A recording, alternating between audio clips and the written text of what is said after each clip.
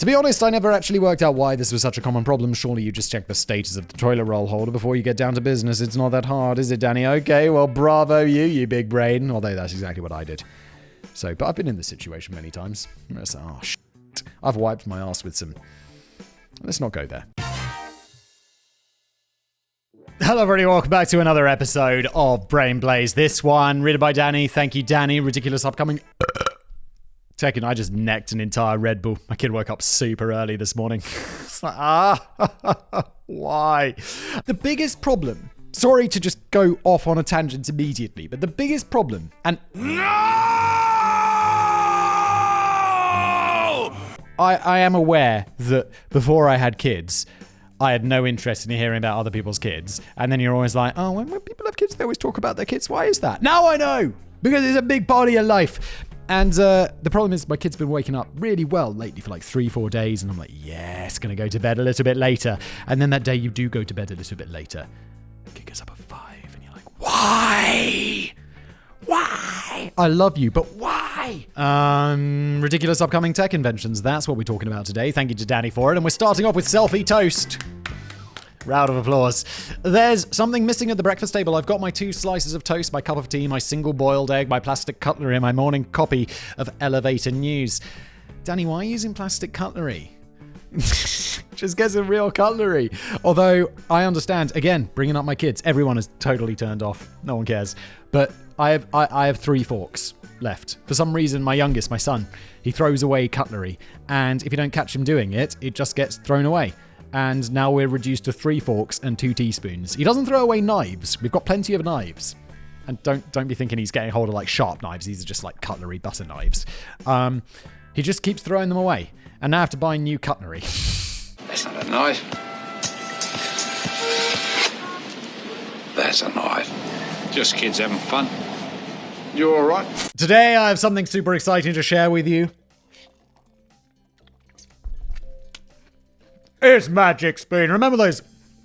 Finish your mouthful, Simon. Remember those Saturday morning cartoons? Delicious bowls of cereals that went with them? Well, get ready for a blast from the past because today I'm telling you about Magic Spoon. Magic Spoon is cereal reinvented for the 21st century. It's like those childhood favorites we loved, but upgraded to be better. And the best part, it's delicious and it is fueling. They've got never boring flavors, the classics. Here is frosted. Here is cocoa. There's also fruity. That's the other classic flavor. Got my personal favorite here, peanut butter. The adult and the inner child will love them. Plus, there's all the bonus. Look, 0 grams of sugar, 4 net grams of carbs, 14 grams of protein. They take all the bad stuff away and they make more of the good stuff. Plus, it still somehow tastes delicious. Plus, it's only 140 calories per serving. It's keto friendly as well, which is nice. Gluten-free, grain-free, soy-free, all the goodness. No guilt. Look, I've been trying to cut down on sugar and carbs. I've been going to the gym and everything.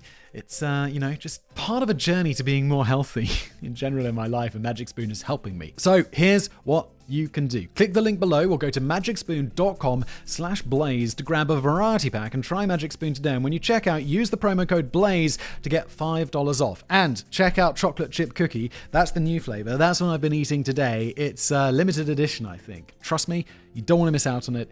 It's delicious. Again, there's a link below. You get that $5 off. And now back to today's episode. But it's the toast that's lacking something. I don't go for fancy toast toppings like poached trout and pickled pears. I'm quite happy to just smear the hot bread in butter and Marmite. Danny, me also. I love Marmite and I love mixing it with lots of butter. But even so, I feel the experience could be improved. The toast isn't really jumping out at me from the plate. Wouldn't it be a bit more exciting if you just eat toast decorated with the image of your own smug face? Yes, please. That's the narcissist's breakfast right there.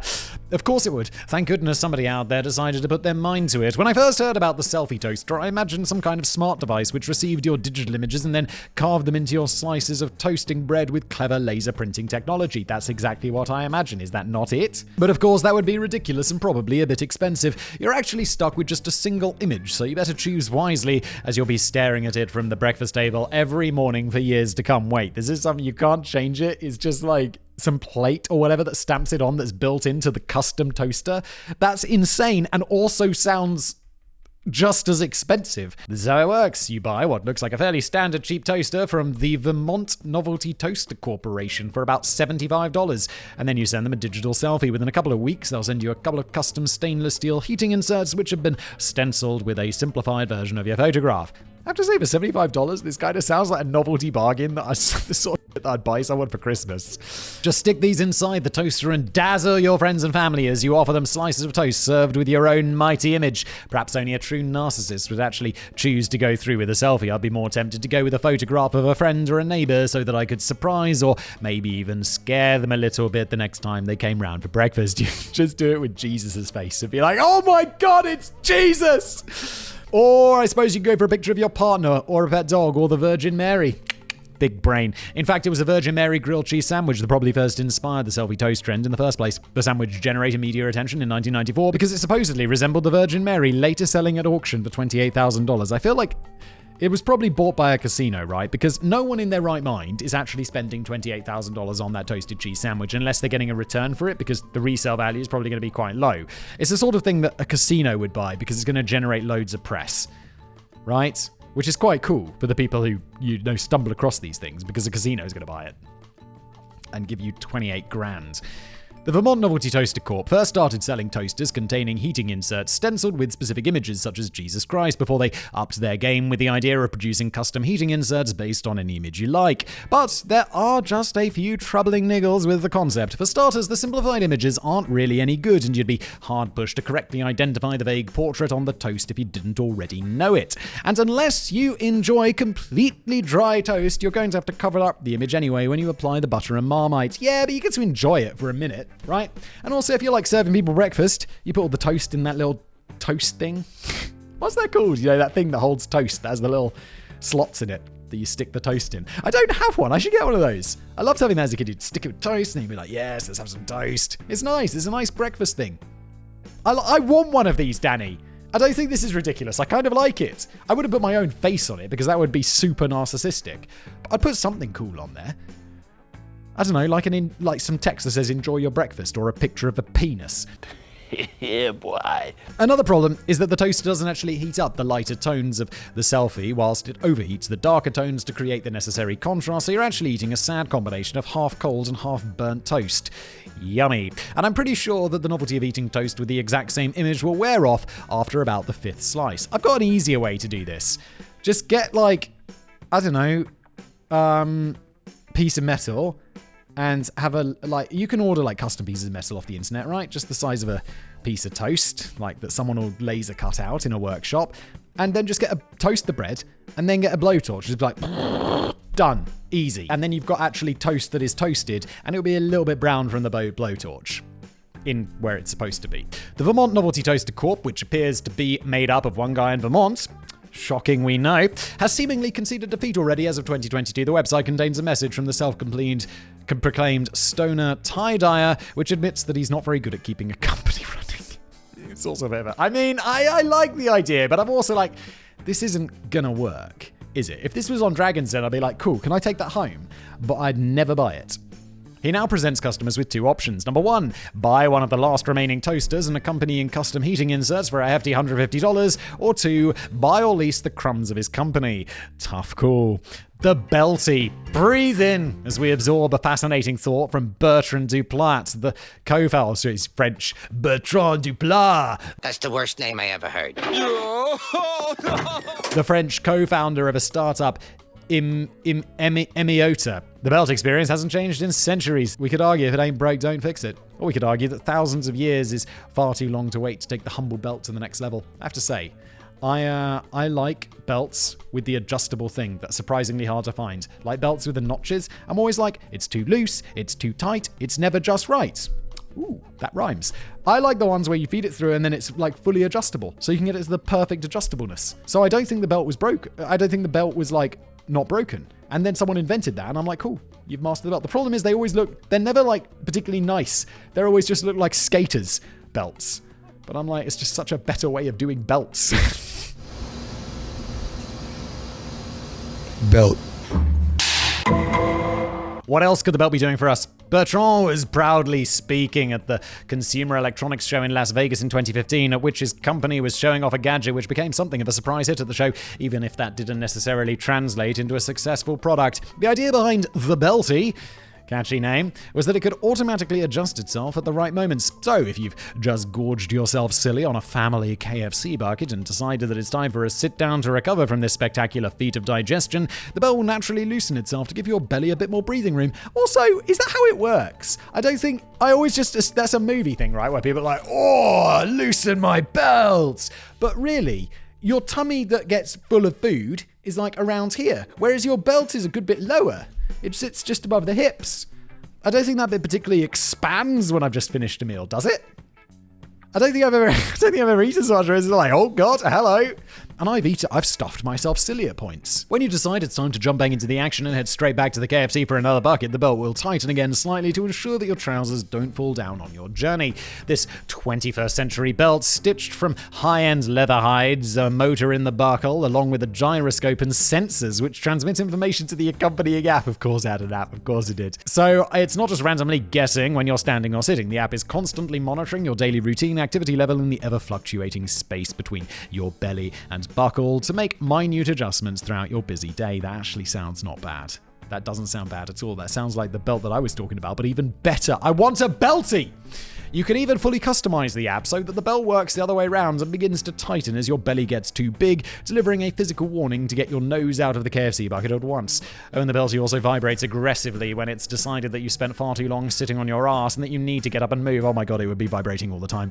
All I do is sit at my desk and then sit at these studio desks as I make videos. It would just be like, get up, you lazy face, I am working, Belty! Even if this might not be a terribly practical feature when you're sitting on a long flight or a train journey, I might have still found this quite useful. I spend most of my day perched in front of a desk while jabbing furiously at a keyboard. It would be good to know when it's time to take a healthy break from sitting down and go outside to smoke a packet of cigarettes at once. Yes, but there's also just set a timer. Be like, okay, shouldn't sit down for an hour, so just set a timer that goes off every hour. I'm sure there are apps for this. There's probably an app called Remember to Walk Around, you lazy That probably exists. If it doesn't exist, someone make that. That's the first thing I'd search on the App Store. But there are apps for this, all jokes aside. So, I don't know. I'm not going to get that. I'm just going to sit the whole day and work, because that's what I do. I think I need to be completely reassured that this new wearable technology was completely safe. I wouldn't fancy the idea of a rogue Belty crushing my belly and cutting off my blood circulation. You imagine Belty gets so aggressive that it just chops your legs off. Jesus. And I wouldn't be too keen on the idea of my trousers randomly falling down while I was asking a stranger for directions to the cheese fair. I think it's enough to make people hack Belties so everyone's trousers falls down.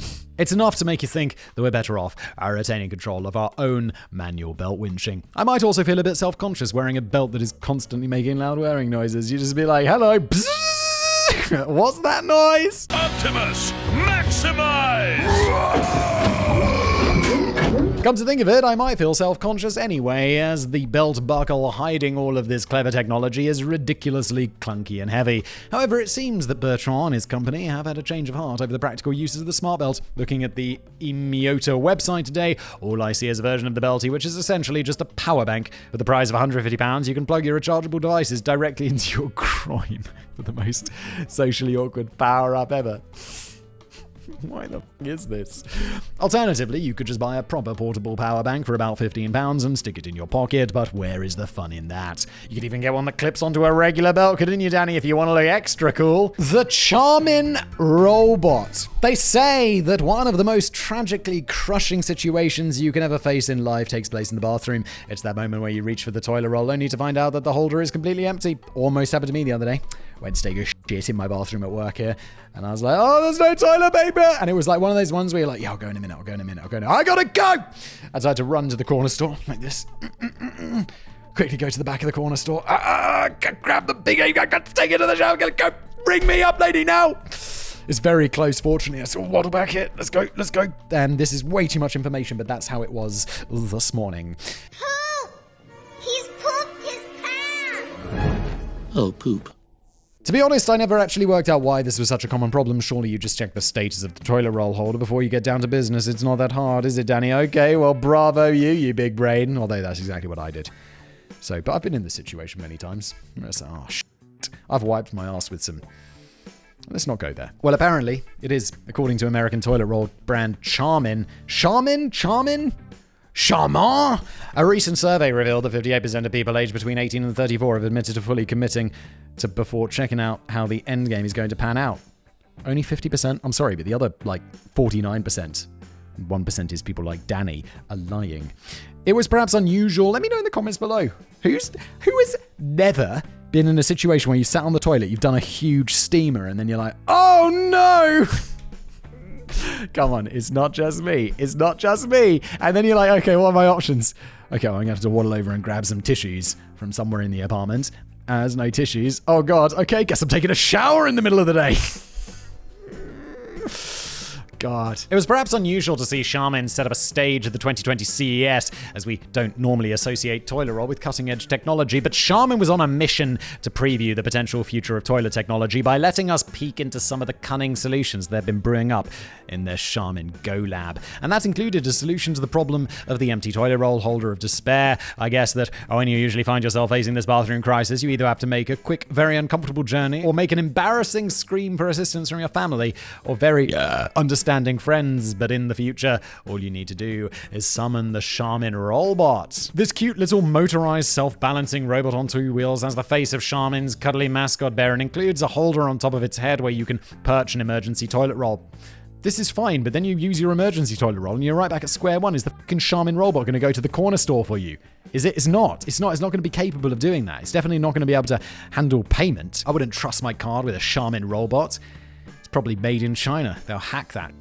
The idea is that you summon the Bear Robot from your phone via Bluetooth, and it will immediately spring into action to save the day using infrared sensors to detect the quickest route to the bathroom. I'm sorry, but if emergency toilet roll is thing, just keep it in the fucking cupboard by the toilet. What the fuck's going on? This might seem sensible in some ways, as everyone in the world takes their phone to the bathroom, even if it's only to drop their phones down the toilet. But there's so much about the Charmin Robot that makes no sense at all. It's not like the robot is going to go digging through the cupboards to find the closest stash of toilet roll and then bring one to you in your hour of need. You presumably need to preload the robot by planting a toilet roll on its head, and I'm not sure that the robot is capable of navigating stairs or smashing through a locked bathroom door. Nope, Charmin was just looking for publicity, and honestly, they're getting exactly that, aren't they? Well done, Charmin, you big brains. If delivering toilet roll is the robot's only function, then you may as well keep it near the bathroom rather than the other end of the house. So why go to the trouble of loading up a robot with an emergency roll quite near the bathroom? Wouldn't it just be easier to keep fresh supplies of toilet roll actually,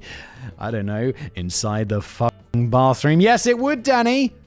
And anyone would think that. Come back to us when Robot is powerful enough to actually nip to the shops and steal a whole crate of the stuff. Yeah, it'd be good if it could steal. That'd be perfect. Still, Charmin may have had more luck with one of the other inventions they showed off at CES, the smell sense. This is meant to eradicate the stinky problem of wandering innocently into a bathroom and immediately keeling over as you're overcome by the toxic fumes left behind by the previous occupant. A sensor is installed in the bathroom which picks up traces of the carbon dioxide and hydrogen sulfide usually found in chocolate Thunderbird rockets. That's a new one to me, but I like it. And communicates the information to a small display screen mounted outside the bathroom. The digital screen again features the face of the Charmin bear. If he's looking at you in horror and shaking his head, is that true? Is that what he really does? I like that. This serves as a warning to leave it another half an hour. If he's smiling, you're good to go. This might be a concept that I can get behind, although it could be argued that the Charmin bear is snitching on toilet users and passing on that information to passers-by that they really didn't want to know. It would work even better if the smell sense could send you a phone notification when the bear has decreed that the air is clear, or maybe it could just tell the robot to come and give you an encouraging nudge. It may all be academic, as Charmin were apparently just playing around with ideas for the future of toilet visits, and the robot isn't likely to roll into production anytime soon, because it's fucking useless. It's a useless gimmick. It could just be that Charmin were dumping a very few silly ideas on the stage of CES in a bid to raise brand awareness. What? Who would have thought that? Shit, who would have come up with that idea? If so, they were rewarded with the sweet smell of success. Smells like shit. The Ecology Shoe. Ever since man first climbed down from the trees and invented the vacuum cleaner to help get rid of all the wife hair in his cave, we've been trying to work out how to send the vacuum cleaner into extinction and get rid of all the mounting carpet fluff with minimum of effort. Here's a product from a Japanese automotive components manufacturer, Denso, which might do the trick. The vacuum cleaner shoe. Apparently... Please, this is some bullshit. This is the sort of stuff you see on the shopping channel at 3 a.m. that no one's buying, even though they're giving away 9 of them for the price of 1. Got a 50% off. Apparently, ever since 1991, Denso has held an annual internal contest in which employees are encouraged to pitch exciting new product concepts, with the 12 finalists getting their prototypes produced and showcased in Japan. The Ecology Shoe was one of the 12 finalists from 2017 and also managed to find a spot in that year's CES in Texas. And the idea might be considered genius, a pair of shoes that sucks up the dirt as you casually mooch about your house. The large outer sole of the shoe contains a vacuum cleaning unit which is activated by a pressure pedal located within the heel. I'm sorry, but I don't want to be walking around my house being like, as it's sucking up. It sounds extremely annoying. So you control the gears of the pedal by tapping your heel on the floor, which sends the shoes into vacuum mode, sucking up all of the dirt beneath your feet and storing it in a small compartment hidden in the sole, which can be emptied at regular intervals. Also, how fucking massive are these shoes? These shoes are going to be absolutely massive.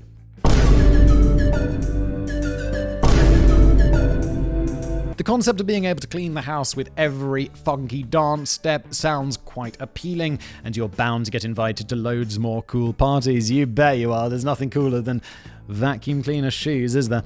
Your own staircase will never have looked cleaner every time you dash up and down the stairs to check if the Charmin bear is smiling at you yet. You'll be giving the stairs another quick vacuum, assuming that you don't trip over the struggling robot. He's still trying to work out how to navigate the first stair. But as ever, there are a couple of minor issues with this particular invention. The Ecology Shoe might have been a better fit in the 1970s, as I'm not sure if these disco platform heels are quite going to cut it in 2023. Oh, they never cut it, Danny, did they? Understandably, the soles, and particularly the heels of these heavy shoevers, are absolutely massive. But more importantly, they're nowhere near as effective as a real vacuum cleaner, to the shock of absolutely nobody. If you think about it, you tend to walk around your house via certain easy routes. You don't randomly go treading in all the corners and nooks and crannies. In order for these to work, you'd need to stamp up and down repeatedly in the same spot for a few minutes and then go and empty the relatively small dust collector in the sole before starting all over again. How innovative! I like it! This is not an improvement on the vacuum cleaner. It's several steps down from where we were 100 years ago.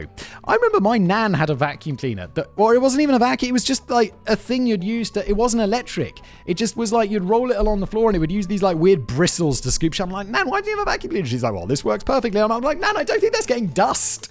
I don't think that's getting rid of any dust. It's just like picking up the visible shit. It's a weird little thing. As things stand, the Ecology Shoe is yet to enter mass production, and I wouldn't hold your breath. For now, you're probably better off sticking with the baby mop. Ben & Jerry's Euphora Lock. Not nearly enough brilliant minds put their vast intellects. Is this the one that locks a tub of ice cream? I think I've heard of this. Put their vast intellects to surely one of the most frustrating problems in the universe, a so-called housemate stealing your food from the communal kitchen. It didn't happen to me very often in the past, but I can't imagine anything worse. Danny, that's because you eat the weirdest shit, bro. Like, you've mentioned some of the stuff you eat on this show before. No one's stealing your food because no one likes it, Danny. No one's stealing that Frey Bentos pie that cost 46p. You're hardly rolling around in money when you're having to resort to sharing cramped accommodation with a gang of fellow human beings. That one treat in the fridge that you were saving for supper might be the only thing you had left to eat in your house. What are you supposed to do when someone swipes it? I killed them all. They're dead. Every single one of them. I remember once I bought like a giant bar of chocolate, this super nice, delicious chocolate. And I was like, yes, gonna eat that. Put it in the fridge. One of my fucking housemates eats the entire thing and then hides the wrapper in the bin. And I'm like, fuck you. That was my delicious chocolate, you asshole. It's like, why did you do this? I couldn't help myself. How about you help yourself and let me eat my delicious chocolate? Still bitter about that. It was a long time ago. I think I'd feel less annoyed if housemate just randomly punched me in the face and set fire to my bedroom. It's more of a... No, I wasn't that upset about the chocolate. It's more of a problem for me today as Sam keeps stealing my spicy spinach sandwiches from the basement fridge. This is why no one actually steals your food, Danny, because I feel like a spicy spinach sandwich is something you'd actually eat. What the fuck, man? I know he doesn't even like spicy spinach sandwiches. I just think he feeds them to the pigeons. However, Ben & Jerry may have been on to something when they unveiled the Euphora Lock, a relatively simple plastic security lock with a 3-digit combination code which clamps down snugly on the top of your tub of cookie dough and prevents theft from scumbags. This was inspired clearly by an aggrieved customer's request for Ben & Jerry's to start selling their ice cream in stainless steel containers with padlocks. I bet he had loads of fun stories to share. The Euphora Lock was potentially a more cost-effective solution as it only cost a few dollars, and it was also suggested that you could use it as a diet aid by asking your friend to set the combination lock so that you couldn't scoff it all at once in the middle of the night without asking your mate for the combination. What are you talking about? You just get a knife. which I've conveniently located here. And you'd just be like, cool, just like pop, pop, pop, pop, pop, pop, pop, pop, pop, round the cardboard bit. And then you take that off and you'll be like, great, I'm just going to eat my way around this. Done.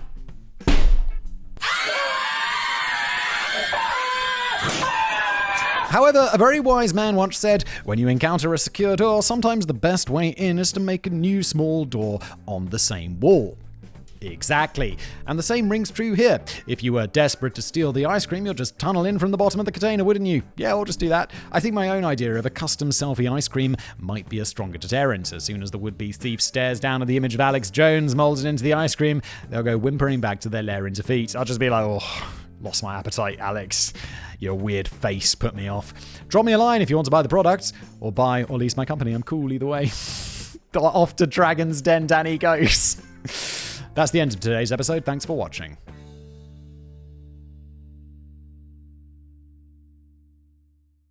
They always just look like skaters' belts. But I'm like, it's just such a better way of doing belts. Belt.